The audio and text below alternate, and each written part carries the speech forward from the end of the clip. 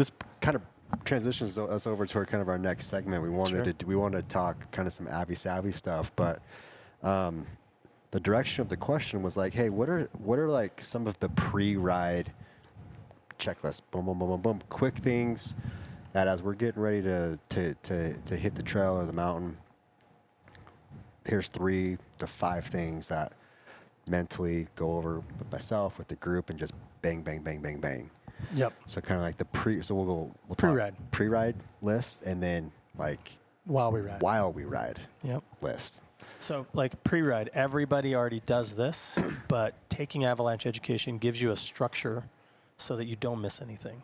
And that's when accidents happen, is when we miss stuff. Mm-hmm. So structured education or professional education by somebody who's been trained to teach is the best way to actually get this process so you can repeat it and not miss stuff. And it doesn't take a lot of time. So before you ride, every time you call your buddies. So that's assemble your group, right? Mm-hmm. Figure out who's going to go. Like, maybe today's not the day for me to ride. Maybe tomorrow would be better.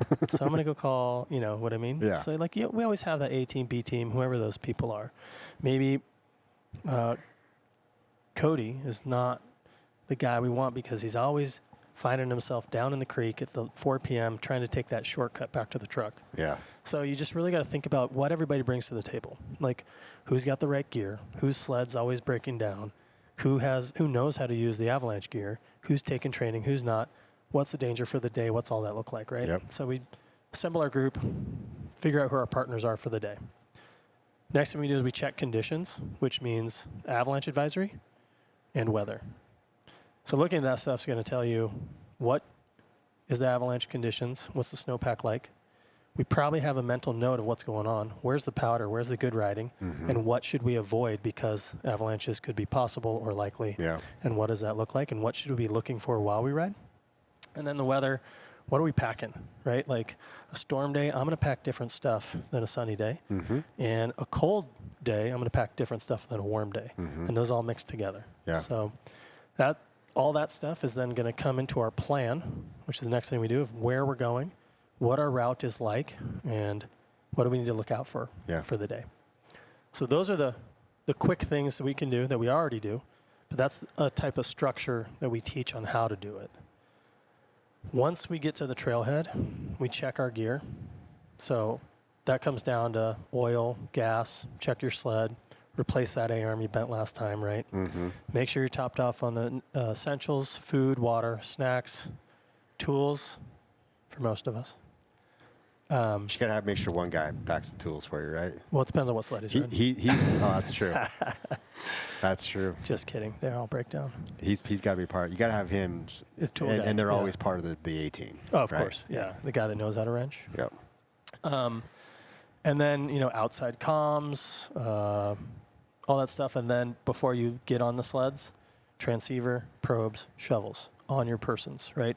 Transceiver's worn underneath your most outer layer, or in a zippered in pocket, not a cargo pocket, or in a manufactured pocket. So a lot of the vests now have a specific transceiver pocket. Mm-hmm. The monosuits have a specific transceiver pocket. Some of the pants, an FXR, we have a specific transceiver pocket with a lanyard location inside the zipper, as well as a little sleeve that's elastic that keeps the transceiver in place so it's not bouncing around. Yeah. You got to check battery life, send and receive functions. That way you know that everybody's transceiver can do all the things it needs to do. Yeah.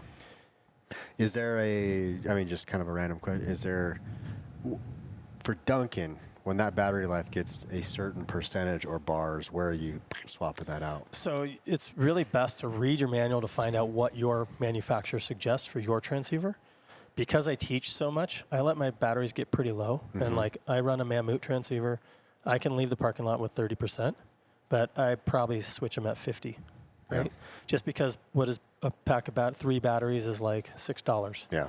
So I'd rather, not have to worry about it. Yeah.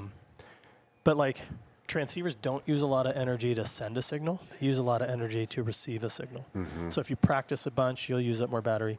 But I still go through maybe 2 sets of batteries a year, and I teach a bunch. So my transceiver's in search for demos, and we practice a bunch. So It goes pretty good. And then as far as checking probes and shovels, just a quick assembly if you've never ridden with somebody to make sure, one, they know how to do it and that they have it. Yep. But if it's with your normal crew, like, and you trust your buddies, like, hey, you still got your stuff in your pack? Yeah, sweet. Same pack? Okay, right on. After you check that stuff, everybody's good to go. Then you reconfirm the plan, where your first stop's going to be, and then take off and ride.